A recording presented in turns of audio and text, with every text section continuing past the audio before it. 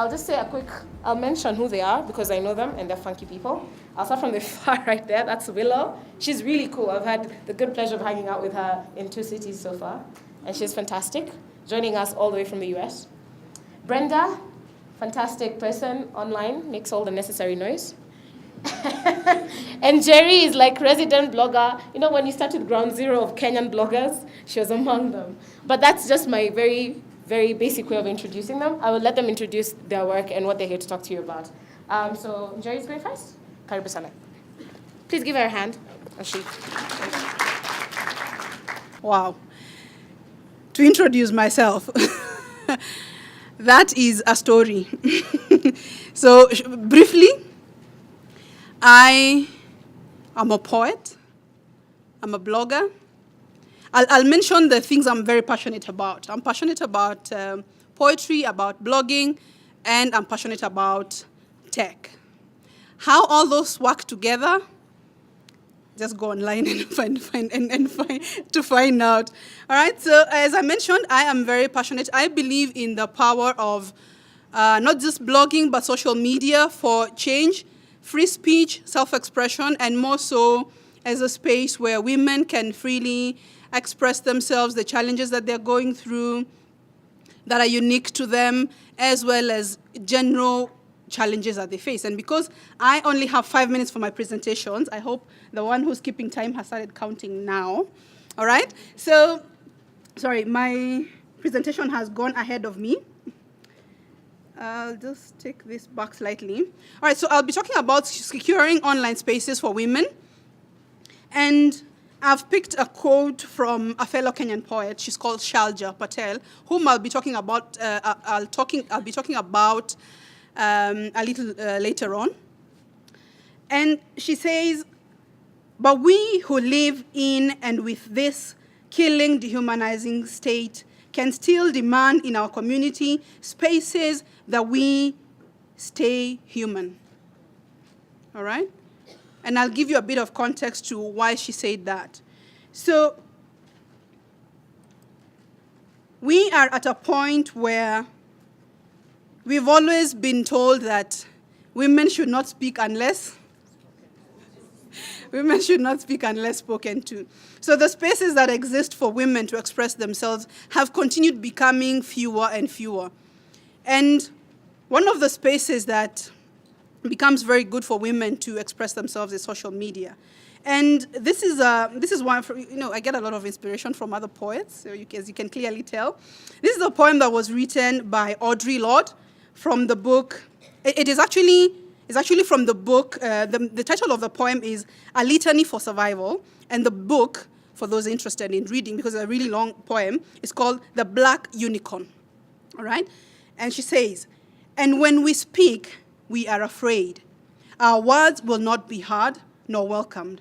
But when we are silent, we are still afraid. So it is better to speak, remembering we were never meant to survive."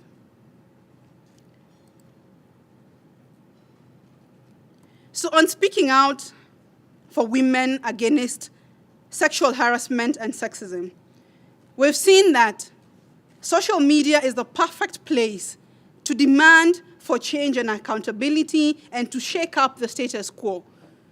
A very good example is an event that happened very recently. I think most of us are aware of it. There's a woman in New York called Shoshana Roberts. I'm sure it might be a challenge to some of us. Yes, yes, yes. Yeah? How many can say Shoshana? Yes? So, sorry to deviate. So this lady decided to just walk along the streets of New York. I'm sure if the situation had been in Nairobi, it would have been very different. And she was harassed a total of 108 times. So what most men didn't realize is that someone was taking a video of it, and it was shared online. And what came out of that is that there were very many women who came out on the same platforms and talked about their experiences. They said, this is what we go through every day. All right?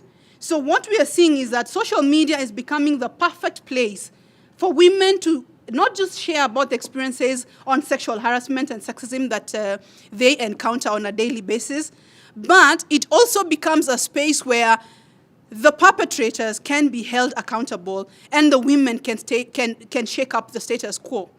Now, there's also a very, just to give you a local example, sorry, I've skipped a bit ahead of my slide, but what we are seeing is that women are constantly being told that they do not belong and that they should get out of certain spaces.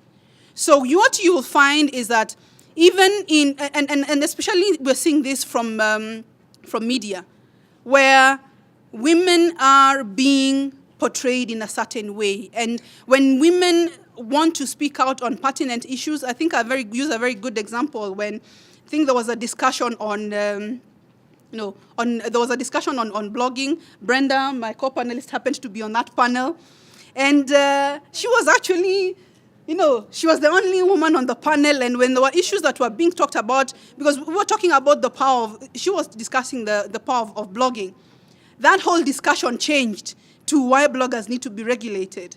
And, sorry to deviate a bit, but what we are seeing is that there are very few spaces that are existing where women can freely express themselves. And that is why, what we're seeing is that there is a lot of mocking and ridicule that happens in most of the spaces that women try to occupy. Now, I will tell you a bit of Shalja's story. Now, Shalja, as I mentioned, is a fellow poet, and sometime last month, she happened to be at a place where fellow poets were gathered. They had been invited, and a fellow writer, male writer, also happened to be there. Now, what happened later is something that has become debatable on what happened or what didn't happen, because there are even claims that he was actually not even there. But what happened is that Shalja was sexually harassed, and when she decided to speak about it on social media, so this is a simple case of pure sexual harassment that happened that turned into an attack against so-called feminists. And we're seeing a lot of that happening online, where when women speak up, they are termed as feminists, these angry feminists, because apparently feminists are always angry. These angry feminists. So who are out to destroy a good man. Who are out to destroy a good man. So Shalja's story is just a very good example, very recent example of how women were able to rally, not just women, but other fellow writers who were able to stand in solidarity with her to speak out against something that happened that should not have happened. Even if she was not raped, she was sexually harassed. So I'll quickly go through this because I'm out of time. So I will look at some of the powerful online causes that we've seen. Just soon after what happened to Shalja went online, there was a lot of talk about, she's a feminist and they're out to destroy this writer's good repute. So there was a hashtag that was introduced that was called Stop Tony Moshama. So that, because this became a court case and it's still in the court. So we've seen another online cause that was started by South African women, which was called Tweet Like a Progressive Patriarch. So this was basically to sort of, look at the irony of, a lot of men who will say, I am progressive, but some of the things that they post on social media is really misogynistic, all right? And we have another powerful online cause that shed light on something that was happening, and that is Justice for Liz. I'll quickly go through it. You can go online later and just read up on it. Justice for Liz is about Liz, who was attacked. She was gang raped, but the only punishment that the men were given was to cut grass. And so women decided to actually rally together, form a cause online, and it actually it actually went offline. And people were actually marching on the streets. So the last one is Deadbeat Kenya. It's not so much about harassment, but it's about women, and mostly women, holding men accountable on parenting, all right? So we quickly look at blogging as a tool for self-expression that helps in dealing and healing. blogging and social media is a way that women can talk about some of the issues that they're going through. Blogging is a very powerful tool that women can use, and I think we'll talk about it in the panel, in dealing with some of these issues, talking about it, as well as healing. And finally, the importance of support and communities, following the right people online, joining online communities, and learning how to effectively use social media to speak out. So I've just highlighted some of the things that I've gone through, but we'll talk more about it in the panel. Sorry, I took so much time.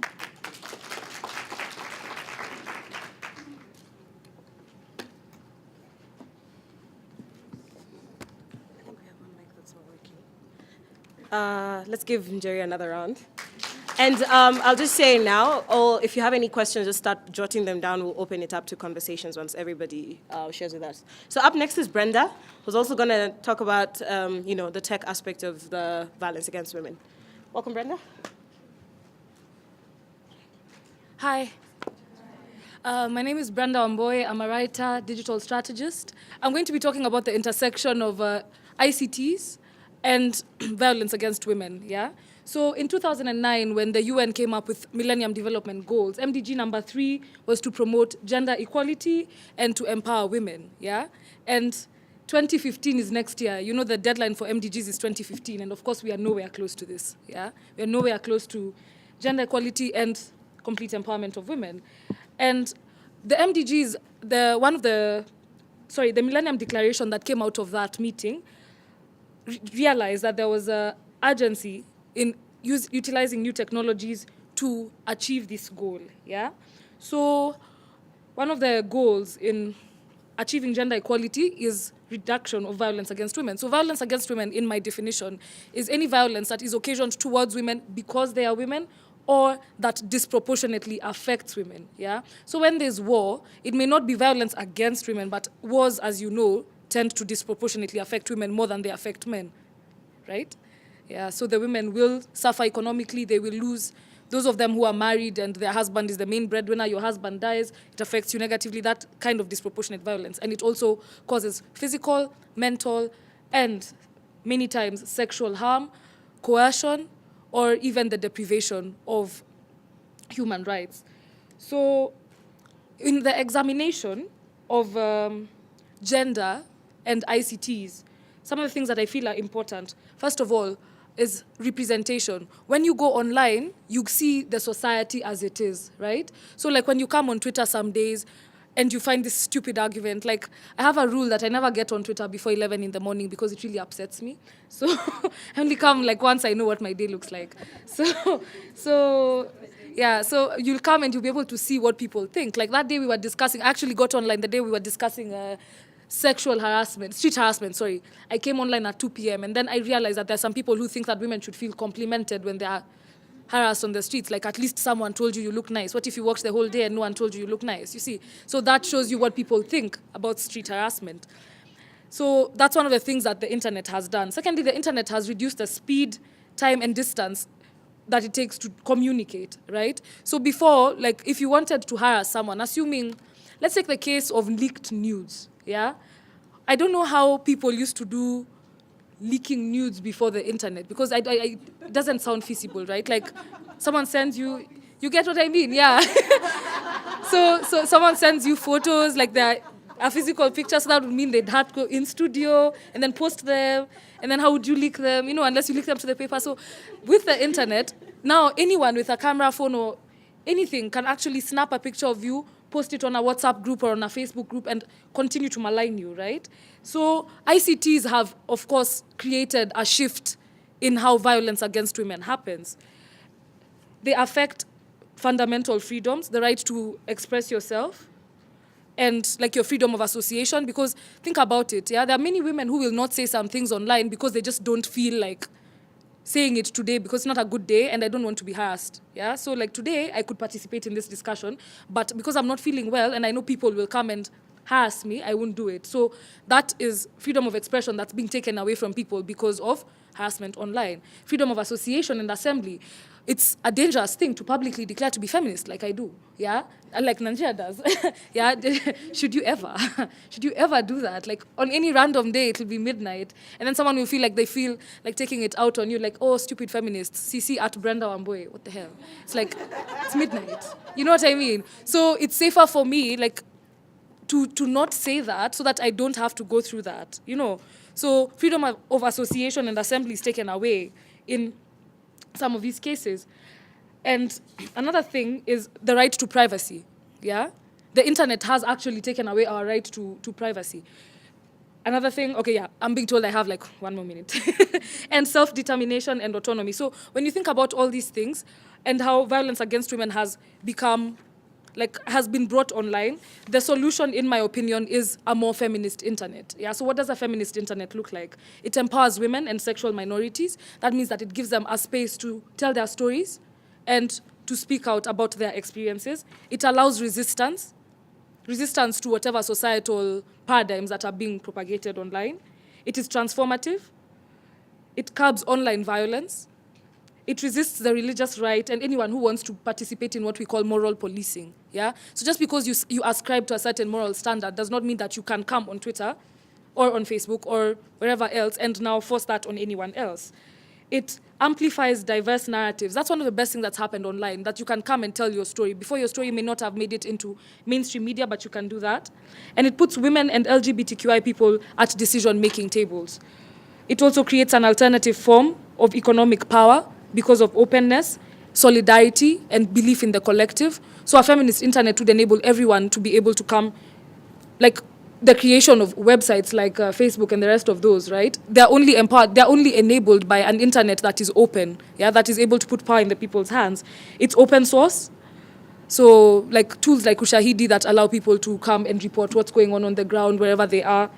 It enables access to critical information, and it tears down surveillance and the right to privacy. So one thing, just before I close up, about surveillance, like sometimes, I don't know how many of you may have gone through this, like maybe you have a breakup and then this, like one of the person you broke up with will create a Hootsuite or TweetDeck column for your tweets and progress to harass you by favoriting. Like that has happened to a friend of mine, yeah? Like favoriting all your tweets so that I know you're seeing this, I know you see that I'm seeing this, and I'm going to, harass you online. So there's a lot of stuff that I'd want to talk about, but mainly focus on how the internet has brought violence against women closer home. Thank you. It's not all doom and gloom, I promise. I know we've started on it sounds like, so why should we be online? But we'll get to that. You might flirt, you might ask them to go to coffee, get a phone number, and then that leads to your first or second date, right? There are disruptive points in this, though, where if someone proposes, hey, I'd like to meet your parents, you're like, whoa, whoa, whoa, this is not what we do before we go on that date, right? We have scripts that we know how to follow, and we find it disruptive when people ask us to do things differently. So online, we have these ideas of what is proper and what isn't. So nudity is a no-go. You'll notice that all of my stick figures are nude after this point. I'd apologize, but I'm not sorry. Versus threats of violence on things like Twitter and Facebook are totally okay, right? The rules and regulations that they've set up of these social scripts allow this. Who defines this is very important. Sometimes it's on us, sometimes it's on these organizations. So I'm going to talk to you a little bit about how we have these ideas of the internet and how it was going to bring us all together. And I'm going to cite my friend, who I hope many of you know, Ethan Z., who's amazing, and his idea of homophily, that birds of a feather tend to flock together. It's really wonderful to be in this space with all of you because many of you are also female-identified technologists. It's easy to be here, right? And that's a relief. But one of the beautiful promises of the internet was that we could talk to people who were not like us, that we could be in different environments and that we could learn from each other in our diversity, which is part of what we're advocating for here, is that people include us. But when people bring up these differences, when we interrupt their social scripts, they shout over us. We actually have social scripts on how to respond to people disrupting our social scripts, okay? And now these are augmented by being able to tap into the crowd, by being able to boycott corporations, by being able to dox people, by being able to DDoS people. Right? The difference between doxing and DOSing, I was pretty proud of that. Okay, anyway. So the reason I'm here is because I've recently written about this thing called Weaponized Social, and I just realized I misspelled weaponized. That's charming. And this is a blog entry that I'll post as well. But the idea is that small unchecked errors cause greater harm through network effects in society just as in software. Okay? But there are, oh, sorry, I should have warned you. There's a curse word in here. This is why those social scripts work, because trolls care less about the actual cause than we do. That's why they can get us all up in arms. And I, for one, refuse to give less than 0 fucks, okay? I care about the things I care about too much, and I'm not willing to lay that aside in order to not get in fights. But there are ways around this. What ends up happening when we get into these fights is we have this rock star martyrdom. Look at all of this horrible stuff that's happening to me. This is a new social script. And it allows the cause of the actions we're taking to fade into the background. It turns into the people instead of the cause, when what we need to focus on is that it's a group of people engaged in struggle, and that solidarity is what is key. And we have to question these social scripts that we're building, because otherwise we're going to end up in some new but equally awful situation.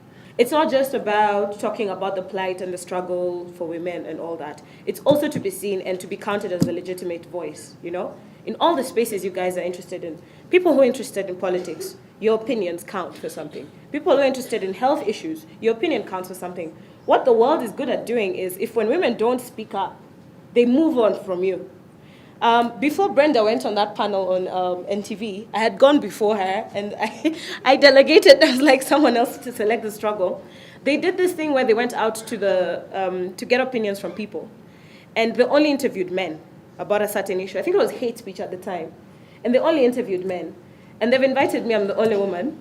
And then the first thing I point out to them is, I can't believe as producers, journalists, no one noticed they didn't interview women. And then they say, wow, it's nice that we have you here then. I'm like, so now I speak for all women, you know, which is not true. But if we don't speak out and point out these things, the world moves on. And they were like, the women weren't there when us guys went to the streets. They didn't want to talk. So if you don't step up, and I remember that was a critical lesson for me. If you don't step up, no one is going to know about your brilliance. So that's what transcends, I think, for me, why you should be online. It's not cute. It's not always very safe or secure. You've had all these stories, and some are even uglier. But we still have to be there, because it's not enough to be awesome in this space. We have to be awesome all around. So if you're already there, again, those who are already on Facebook and Twitter and Instagram and LinkedIn, it's not enough to just set your account. Go all the way and be awesome. But I also wanted to ask, maybe as we now go into questions and answers, for those who are not, and those people who are specifically saying they're not online, I wanted to know from them why they were not. Anyone want to volunteer?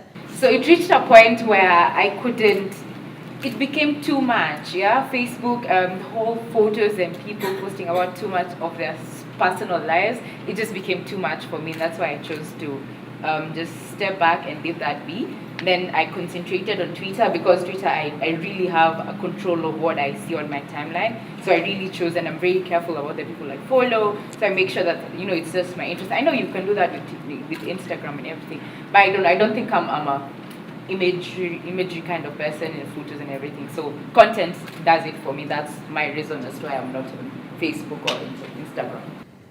There's a thin line between people insulting you and people actually, their words being something you can prosecute.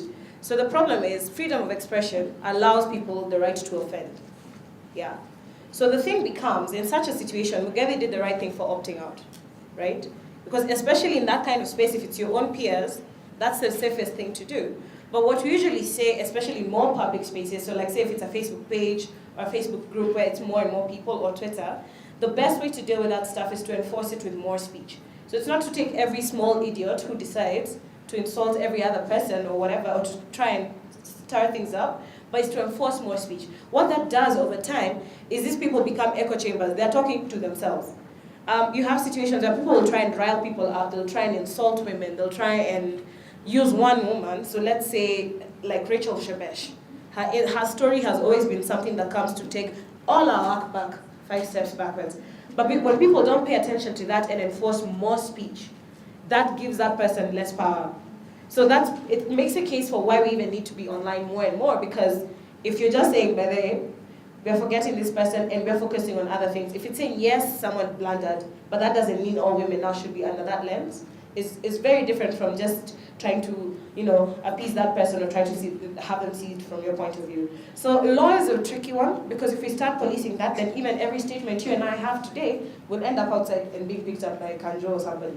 So the thing is, just always enforce with more speech, and that makes the case of why we need to be online a lot more. Yeah. Okay. We're being nodded at to wrap up, but we can continue this conversation over tea. I will let anyone who has a closing remark to close, and then Njeri will close it officially. We have an association that encourages women to start blogs, to go onto social media, and I'd love to talk to you after this to get more information, because most people look at blogging as hard, but I'm speaking to a group of women who are already in tech, and so that notion of blogging is hard should be the last thing on your mind. So blogging is, yes, there are multiple forms, and that's something that I'd like to encourage every one of us to try their hand in. Mine would just be to encourage actively trying to make the situation better, yeah? So actively speak out, because I know it's always easier to just say, okay, I don't agree with this, but I don't actively dispute it either, right? So whenever you see something happening that is problematic, please speak out, because you protect the person who is first of all being attacked. Say someone being attacked, right? Perhaps they've said something on Facebook and then people have come to attack them in the comments. When you stand with them, it shows the person who's attacking them that, as this is not okay, right? So actively speak up, and remember that we have to be organized as we try to make this situation better. So it is one thing to tweet, it is one thing to write a Facebook status update, but we have to move a step further. And I'd like to make that call to all of you here, as women who are interested in technology.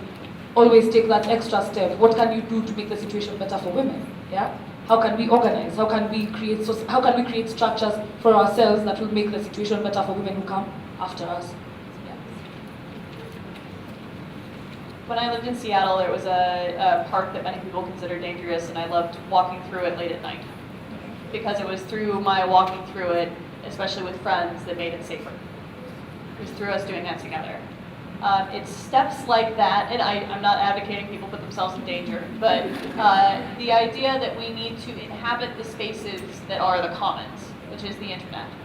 And we need to do it in a way that we protect each other, but also that we hold accountable the people that are already in the space. It's not just about leaning in, it's also telling people that they need to allow us and welcome us.